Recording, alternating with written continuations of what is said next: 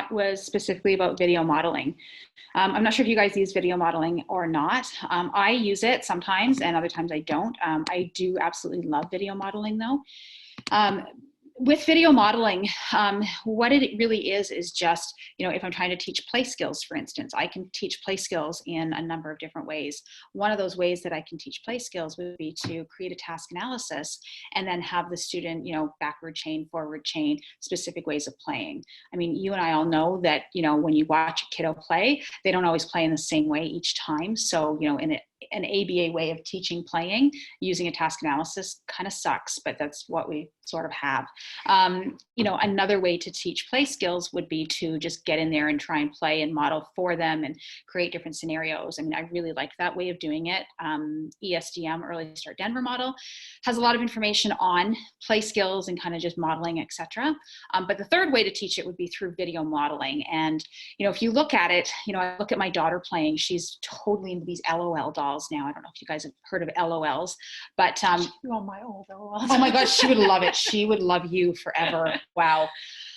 Anyways, she's playing with all these LOL dolls now, and I watch her play, and what she does is she draws on her past experience. So she sets up her Lego with her LOLs and they all attend school. It breaks my heart because she's going to school next Thursday for the first time since March.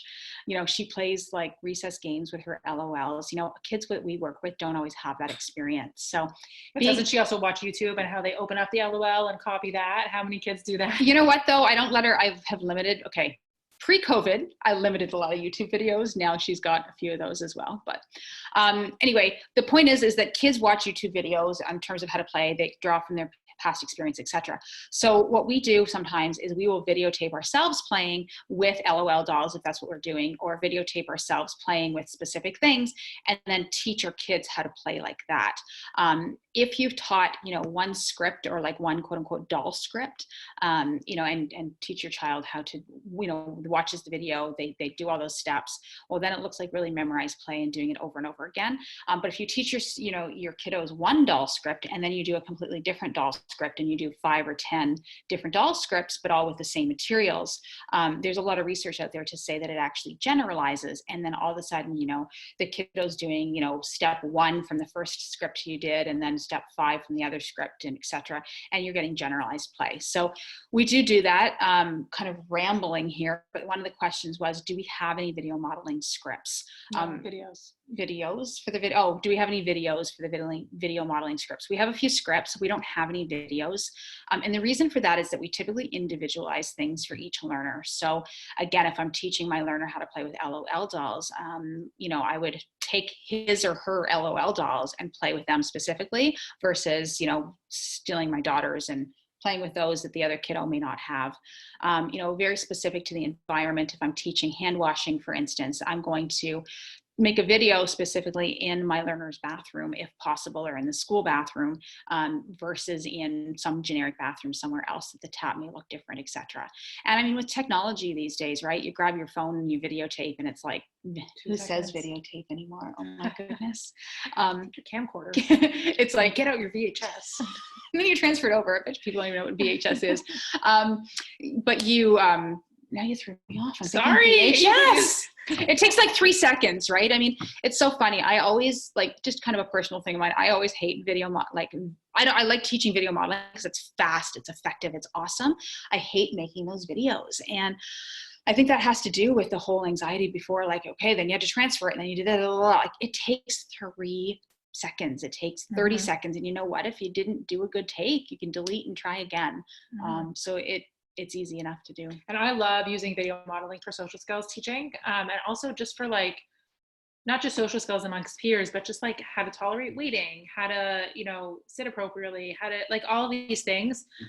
So I use that a lot, and most of that stuff really already exists. We use this curriculum called Model Me Kids a ton, which I think for $100 you get like 10 DVDs, and they cover age ranges from like 5 to 17. So there's a set of DVDs for younger kids, a set of DVDs for older kids, which includes some like teenage stuff, and they're already there and they're really well done.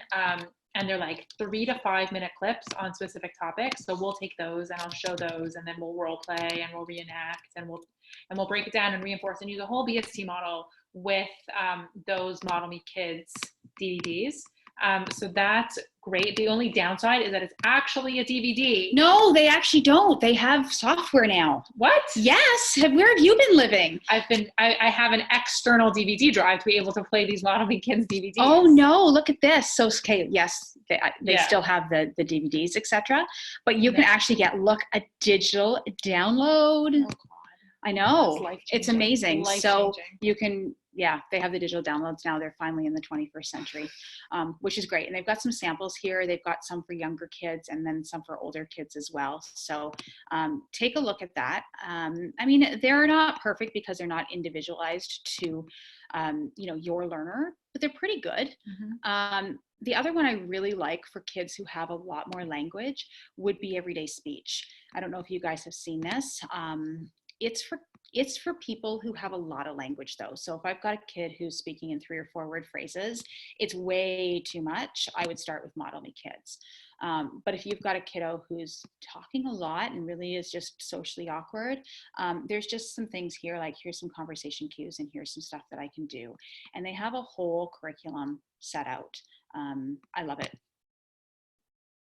Yeah, that's also a great resource. So we're big fans of not reinventing the wheel. Just use what's already out there. But if you need to, super easy to just make one. And do it yourself. So those were the questions we had.